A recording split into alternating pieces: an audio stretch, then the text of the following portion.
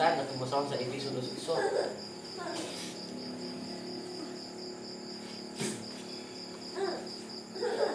Sa Efeso Kapitulo 2, versikulo 8. Kay tungod sa grasya, naluwas kamo pinagi sa pagtuo, o kana dili gikan sa inyong kaugalingon, inihatag sa Dios. Dili tungod sa mga buhat, aron walay bisan kinsa nga mangandak. So mo ni mga igsoon, mo ni itong kaluwasan. Una nga lakang pagtuo. Mo ni nasa diha kaning tuo ta ni Kristo.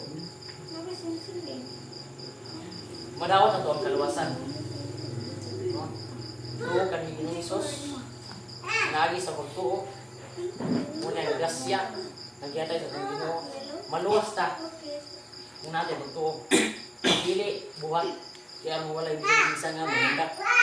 So dili ta mingon nga tungod sa itong mga buhat, tungod sa itong mga maayong buhat, tungod sa gibiyahan at itong karaan ng pagkatao, tungod kay wala ta nagumugubog, wala ta nagbisyo, o gibiyahan ito ang mga di maayong buhat, naluwas ta. Kung di naluwas ta, pinagi sa pagtuo.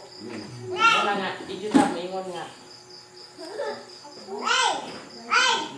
magbinuutan na ko, wako'y kaaway, wako'y idungtan, matabang ko sa uban, kung matabang ako, maluwas ko, dili. Kinalang yun, mutuo, taon na ni Kristo. Mutuo ta. Na di pagtuo na. Nga, ang pagtuo dyan, mo'y makaluwas, dili ang buwan. So, muna yung magigsoon, kung masama sa Roma 5:1. Busa, kay pagmatalong na kita pinaagi sa pagtuo, kita doon ay pag-igdait, uban sa Diyos, pinaagi sa itong Ginoong Jesucristo. Sa diyan natin pag-igdait, sa itong pagtuo, natin pag-igdait sa itong Ginoo o sa itong Diyos. Sa Roma 19, nga kung disugid mo sa iyong baba, nga si Jesus, ingon nga Ginoo, umutuo ka sa iyong kasing-kasing, nga gibanhaw siya sa Diyos, gikan sa mga patay, maluwas ka. No? Imo lang isugid, imo lang ingon sa iyong baba, istorya nimo nga, gibanhaw si Ginoong Jesucristo sa Diyos, gikan sa patay, maluwas na ka. Muna yung kaluwasan.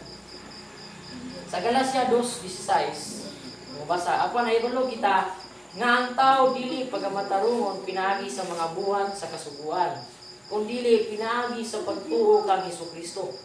Busa kita ituo kang Kristo Jesus, aron kita pagamatarungon pinaagi sa pagtuo kang Kristo, ug dili pinaagi sa mga buhat sa kasuguan. Kay pinaagi sa mga buhat sa kasuguan, walay unod nga pagamatarungan. No? Pagamatarungon. So dili ta matarong, di ta matarong kung pinaagi ta sa pagbuhat sa kasuguan. No? Kung naala sa buhat, dili ta matarong kung dili. Una yun ng pagtuo. Naatas, pagtuo. Una. Dawat ka sa pagtuo. Dawat ka sa pagtulunan ni Kristo. Muna yung unahon.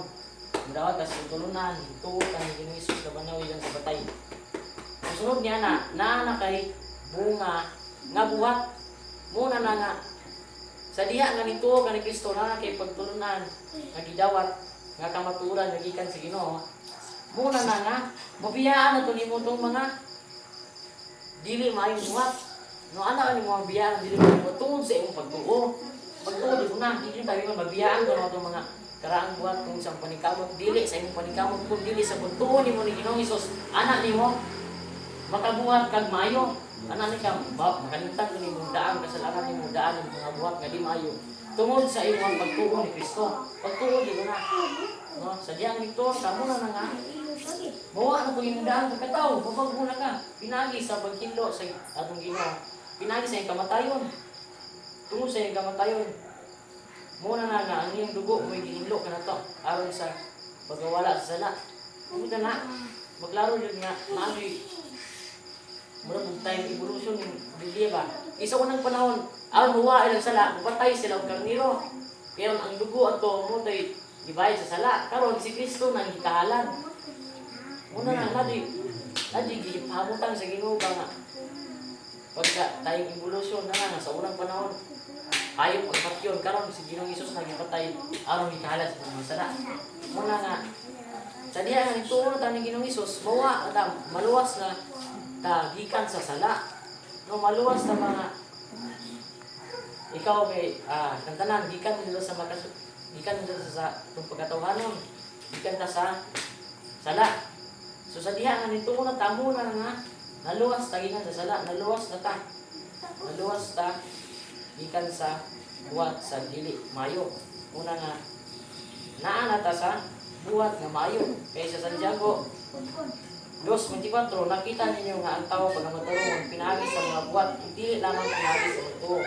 Mao ni ingon nga sa diha nga nanaki pagtuo muna na mubunga na buhat dili na nga buhat kag mayo muna nga maluwas ka kun dili pagtuo nakay pagtulunan nga gidawat muna na nga sa diha nga hintuo na ka maluwas ka unya na bali buhat nga naman ang bautismo buhat maning bautismo buhat man na dyan, ingon kay sa diha nga bautismuhan ka na maluwas kung kagikan sa sana, mahiluan kagikan sa sana, sa duka na di pagtugna di buhat.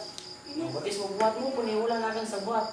Ngayon kung mawala ang kasalanan, magtagaan ka sa gasa sa Diyos nga Espiritu Santo, sa diha nga bautismo ka, sa ngalan ni Jesus.